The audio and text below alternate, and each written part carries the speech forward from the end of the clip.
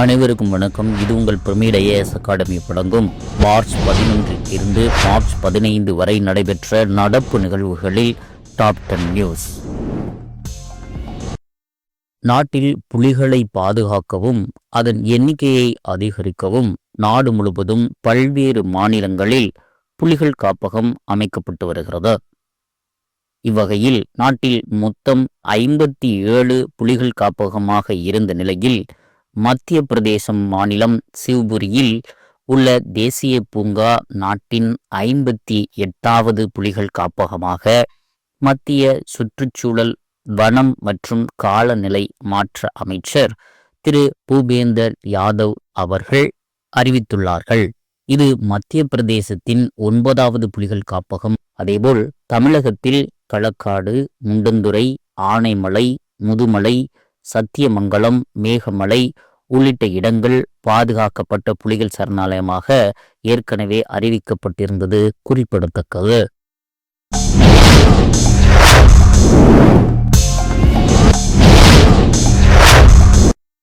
இரண்டாயிரத்தி 25ஆம் ஆண்டிற்கான உலகளாவிய பயங்கரவாத குறியீட்டில் பாகிஸ்தான் 2வது இடத்தில் உள்ளது. பொருளாதாரம் மற்றும் அமைதி நிறுவனம் IEP institute for economic and peace வெளியிட்டுள்ள சமீபத்திய GTI குளோபல் டெரரிசம் இண்டெக்ஸ் அறிக்கையானது உலக அளவில் 163 நாடுகளின் தொகுப்பாகும். இது பயங்கரவாத சம்பவங்கள், உயிரிழப்புகள், காயங்கள் மற்றும் பணைய கைதிகள் எண்ணிக்கை, தாக்கம் உள்ளிட்ட குறிகாட்டிகளை கணக்கிட்டு மதிப்பிடுகிறது. 2024ஆம் ஆண்டில் நாடு முழுவதும் பயங்கரவாத தாக்குதல்களில் 45% அதிகரிப்பதாகவும் இந்த அறிக்கை வெளிப்படுத்தியுள்ளது. இவ்வறிக்கையில் முதலிடத்தில் மேற்கு ஆப்பிரிக்காவை சார்ந்த புர்கினா ஃபாசோ என்ற நாடு இடம்பெற்றுள்ளது. இந்தியா இந்த வரிசையில் 14வது இடத்தை பெற்றுள்ளது குறிப்பிடத்தக்கது.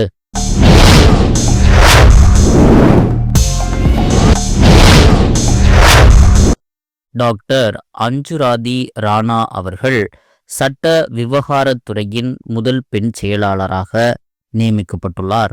இவரது நியமனம் இந்தியாவின் சட்டத்துறையின் உயர் மட்டங்களில் பாலின சமத்துவம் மற்றும் பிரதிநிதித்துவம் போன்றவற்றிற்கு முக்கியப்படியாக அமையும் என்று எதிர்பார்க்கப்படுகிறது. இவர் பிரிக்ஸ் நீதி அமைச்சர்கள் கூட்டம் உள்ளிட்ட சர்வதேச மன்றங்களில் இந்தியாவை பிரதிநிதித்துவப்படுத்தியுள்ளார். முந்தைய செயலாளராக இருந்தவர் திரு அருண் அகிரி அருணாச்சலம் ஆவார்.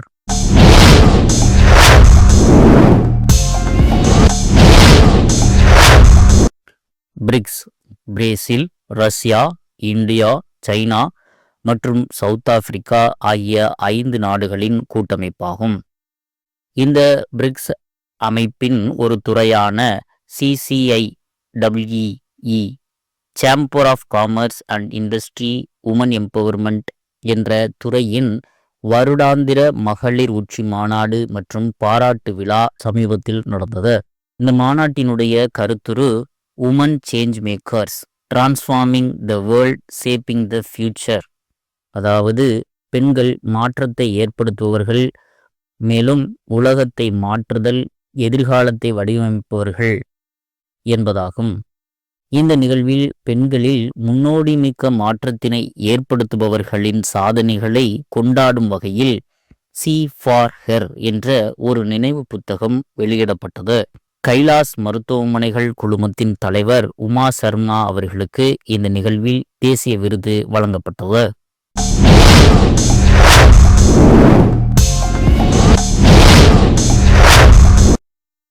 பிப்ரவரி 2025 நிலவரப்படி மொத்தம் 20 ராம்சார் தலங்களுடன் இந்தியாவிலேயே அதிக எண்ணிக்கையிலான ராம்சார் தலங்களாக தமிழ்நாடு மாறியுள்ளது. இந்தியாவில் தற்போது 89 ராம்சார் தலங்கள் உள்ளன.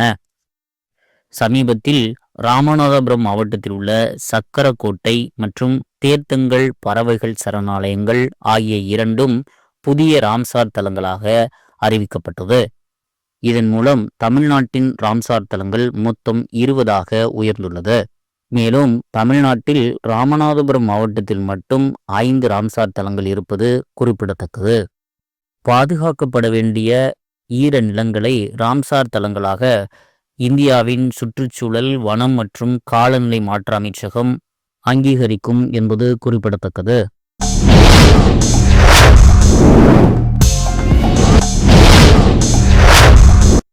கரக்பூர் ஐஐடி இந்திய தொழில்நுட்ப கல்விக் கழகத்தினை சார்ந்த பேராசிரியர் திரு சுமன் சக்கரவர்த்தி அவர்களுக்கு பொறியியல் மற்றும் கணினி அறிவியல் பிரிவில் யுனெஸ்கோ அமைப்பின் 2026ஆம் ஆண்டிற்கான TWAS the world academy of sciences என்ற விருது வழங்கப்பட்டுள்ளது.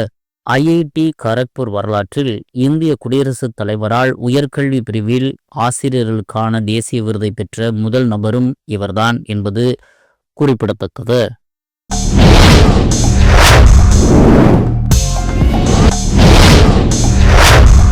பிரதமர் மோடி அவர்களுக்கு மொரீசியஸ் நாட்டின் உயரிய விருதான the commander of the order of the star and key of the Indian ocean என்ற விருது வழங்கப்பட்டுள்ளது.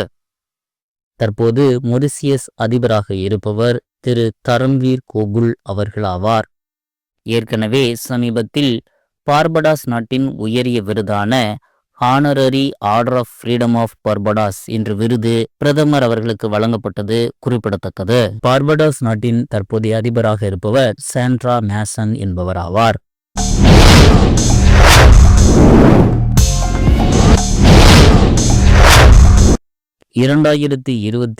ஆண்டிற்கான ஔவையார் விருதானது அன்னை தெரசா மகளிர் பல்கலைக்கழகத்தின் முன்னாள் துணைவேந்தர் முனைவர் யசோதா சண்முக சுந்தரம் அவர்களுக்கு வழங்கப்பட்டுள்ளது. சமூக சீர்திருத்தம், மகளிர் மேம்பாடு, சமூக நல்லிணக்கம், மொழிக்கான சேவை போன்ற ஏதேனும் ஒரு துறையில் சிறந்த சேவையாற்றிய ஒரு சிறந்த பெண்ணுக்கு ஒவ்வொரு ஆண்டும் மார்ச் 8ஆம் தேதி கொண்டாடப்படும் சர்வதேச மகளிர் தினத்தன்று இந்த ஔவையார் விருது வழங்கப்படுகிறது.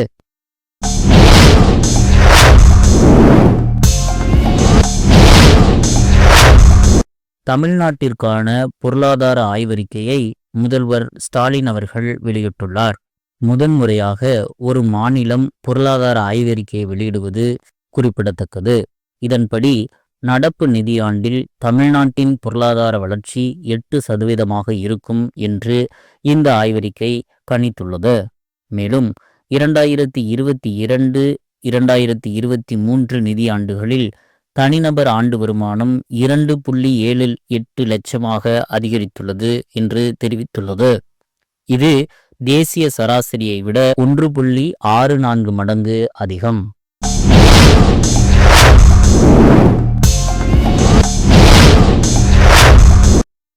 வட அமெரிக்க நாடான கனடாவின் பிரதமராக பதவி வகித்த ஜஸ்டின் ட்ரூடோ அவர்கள் தன்னுடைய லிபரல் கட்சிக்குள் செல்வாக்கு குறைந்ததால் கடந்த ஜனவரியில் தன் பிரதமர் பதவியையும் கட்சி தலைவர் பதவியையும் ராஜினாமா செய்தார்.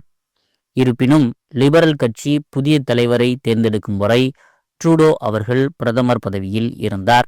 இதையடுத்து லிபரல் கட்சி தலைவராக மார்க் கார்னி அவர்கள் சமீபத்தில் தேர்வு செய்யப்பட்டார். மேலும் கனடாவின் புதிய பிரதமராகவும் தேர்வு செய்யப்பட்டார். இதன் மூலம் 24வது கனடாவின் பிரதமராக மார்க் கார்னி அவர்கள் நேற்று பதவியேற்றார். இவர் பொருளாதார நிபுணரான இவர் இதற்கு முன் கனடா ரிசர்வ் வங்கியின் கவர்னராக பணியாற்றியுள்ளார். மீண்டும் அடுத்த டாப் 10 நியூஸில் சந்திப்போம். நன்றி, வணக்கம்.